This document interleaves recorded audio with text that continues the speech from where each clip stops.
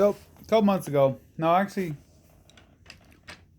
back in September, um, I was recovering from my surgery and and we'll keep that like that. There we go. And I wanted to find out because this was gonna be another part of my and uh, podcast. I wanted to find out from certain individuals about what love was and why they lasted so long as a couple through everything and why and what was the most important thing about the relationships. So I asked them, and this is what they told me. They said that um well, I asked them questions. I was like, did now just saying these certain individuals I asked my grandmother. My grandfather's no longer alive. I asked a buddy of mine. I asked his grandparents who are both alive, and I asked another friend whose both grandparents are both alive.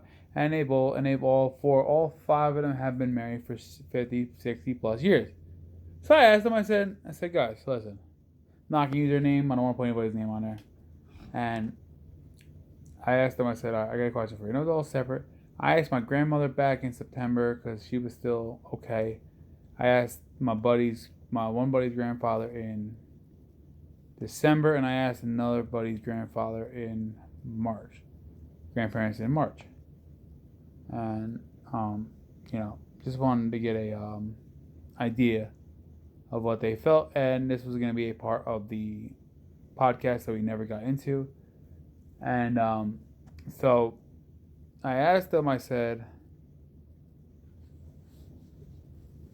"What make you guys so perfect for each other, and what is the reason you guys stayed together so long?" They looked at me and said, "Well, the kids nowadays, your generation, they give up too easily the people that they care most about. Sometimes they get so frustrated they act like they don't love the person no more, or they lost love, but inside they're fighting themselves to figure out what is wrong with the relationship." And I asked, oh my God, lightning strike. And I asked them, I said, why do you think people give up so easily nowadays instead of the way it was when you were a kid, when you were growing up? And they told me clear cut, nobody has the mental capacity to stay in a relationship and let it survive. Everybody wants, you know, and I asked the women, because me, I go above and beyond for everybody. For any relationship I'm in, I go above and beyond. And sometimes I go above and beyond. And I asked them, I said, now if grandpa or Mr. or Mrs. Mr. what's it called?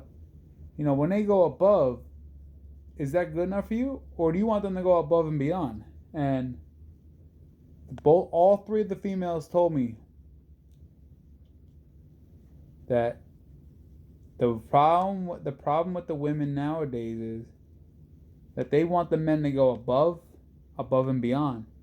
And then once they're comfortable at the top of the above and beyond, they want their men to go so far up that the man just loses energy and doesn't want to do anything anymore. And is so drained that it looks like that he's lazy and he's just so out of it. And she always all the women told me like we expected our men to be our men, not puppets. Because majority of the women nowadays treat their men like puppets, like like, oh, can you do this for me? Oh, but wait, I need you to do this above this, and that's how it is. But so then I asked them. I said, all right, this has ruined relationship for me, and a couple of my friends. And they said, what? I said, arguing. I said, and I asked them, I said, is arguing key? Is fighting key in a relationship? Is fighting necessary in a relationship? And they all looked at me and said, no. No. Fighting is not necessary in a relationship. Don't fight in a relationship that's good. Because you fight in a good relationship, it's going to make it down. And if you want to fight in a good relationship, you're just hurting yourself, and you're making a relationship not seem perfect. So when they told me that, it got me thinking. Then I asked them, I said, why do you think that divorces and breakups are so, like I said before, that girls and some guys nowadays don't understand how to work out the problems with their significant others. And that's why the breakups are so much. And I told them, I said, I got the feeling. I was in that same situation. And they said they know. And but it was so long, I was just trying to think what they were saying. So then I asked them about like when they because I asked them, I said, how many times have you guys broken up or stayed apart from each other? And the one grandparent said that they were apart from their husband and wife. They dated for 3 years.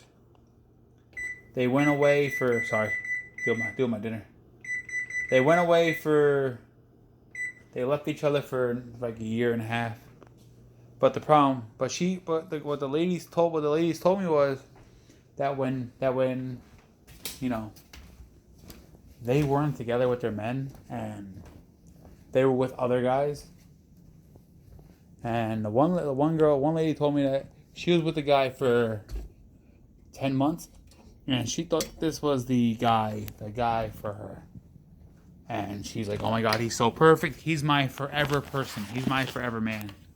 And she really thought that. But then she realized that,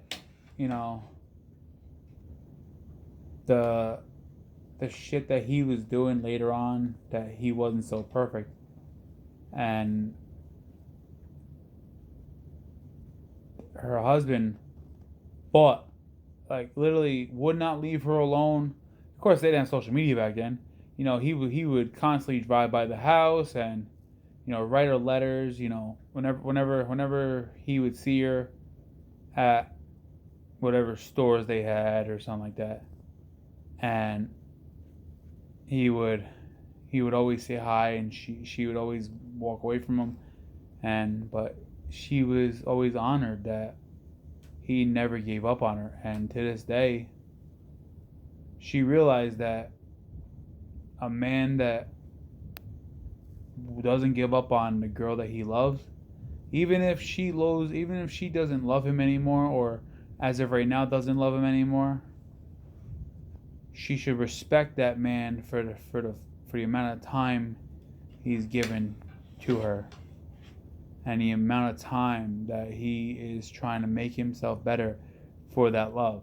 And then I was talking to my grandmother, and my grandmother broke up my grandfather for a year. Same thing, my grandfather.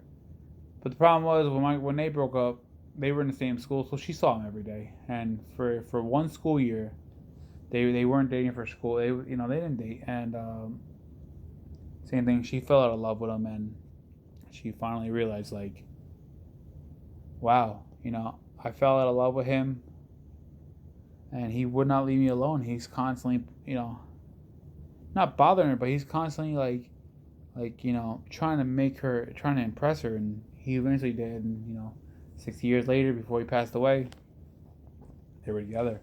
So all I'm trying to say is, just love the person. Don't give up so easily on someone because, you feel like the love's not there. You need to you need to talk to the person that you're in love with, or you're dating, or you're talking to as a friend, because at some point you may think that the person you're with is the right person, but then if that person breaks up with you or that person doesn't want to be with you, then you look back and go, maybe should I rekindle with the past?